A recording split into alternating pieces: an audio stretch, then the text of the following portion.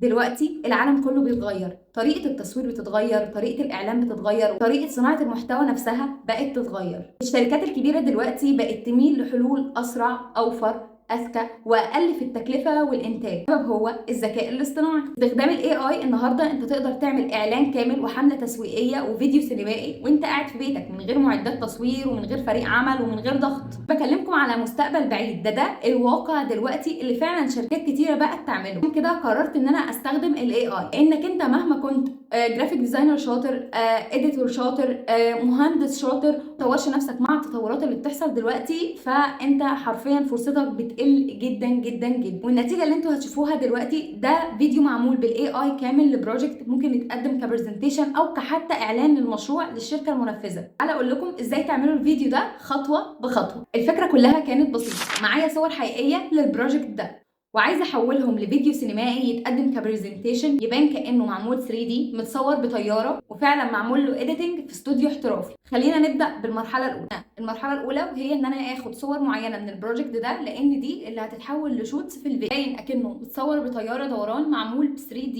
ومعمول في استوديو احترافي. خلونا نبدأ بأول شوت، وهو إن أنا أجهز الصور. في صورتين أنا كنت محتاجة أشيل منهم الفيلا من مكانها خالص وأخلي الصورة فاضية أو البحر فاضي.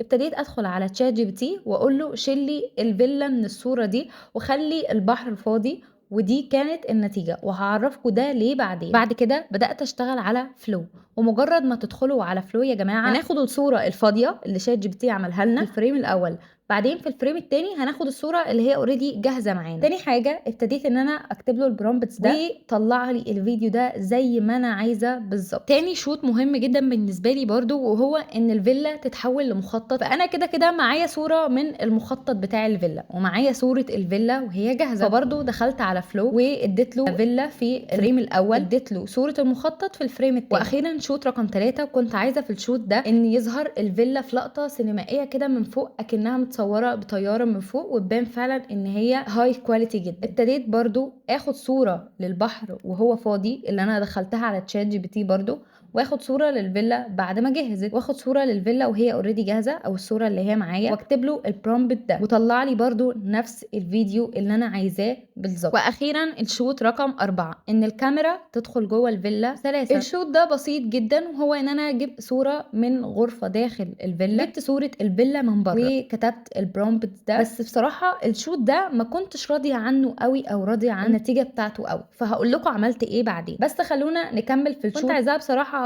لقطه بسيطه جدا، جبت صوره برضو من غرفه معينه والغرفه الثانيه حطيتها في الفريم الاول والغرفه الثانيه حطيتها في الفريم الثاني، وابتديت اكتب برضو البرومبتس ده وفعلا عملها زي ما انا عايزه بالظبط. تعالى اقول لكم بقى انا عملت ايه تاني علشان في شوتس معينه ما كانتش عجباني قوي. ابتديت ادخل على الموقع بتاع بيكا وابتديت اديله الصوره اللي انا عايزاها زي كده بالظبط واكتب له البرومبت ده، وكان بيديني نتائج كويسه جدا في شوتس معينه ونتائج يعني مش قوي في شوتس معينه. فابتديت اختار منهم اللي عجبني اكتر وابتديت برضو اضيفه للفيديو. وزي ما قلت لكم كل البرومبتس انتوا هتلاقوها موجوده في البايو، هتلاقوا لينك المواقع اللي انا استخدمتها كلها موجوده برضو في لينك في البايو. ليه الكلام اللي احنا بنتكلم فيه ده دلوقتي مهم؟ حتى لو انتوا شايفينه ان في ناس بتعمل حاجات اكتر من كده بكتير، بس انا بحب اشارك تجربتي معاكم فعلا تكون حقيقيه، مش ان انا اطلع انظر وخلاص.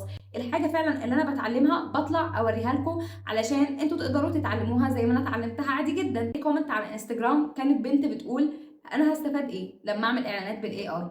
دلوقتي احنا حرفيا داخلين على عصر اللي معاه مهاره واي اي هيكسب. كاميرا ولا معدات ولا تكلفه انتاج ضخمه، وخصوصا ان الاي اي بيتطور بشكل رهيب. الشركات كلها هتلجا للناس اللي بتعرف تعمل كونتنت بالاي اي او بتعرف تعمل اعلانات بالاي اي عشان يعملوا لهم الاعلانات دي. ما تنسوش تعملوا سبسكرايب علشان الفيديو الجاي هينزل هيكون عن ازاي تختاروا فعلا المهاره او السكيل اللي انتوا عايزين وتتعلموها في 30 يوم. ما تنسوش تعملوا سبسكرايب علشان اول ما الفيديو ينزل يجيلكوا نوتيفيكشن.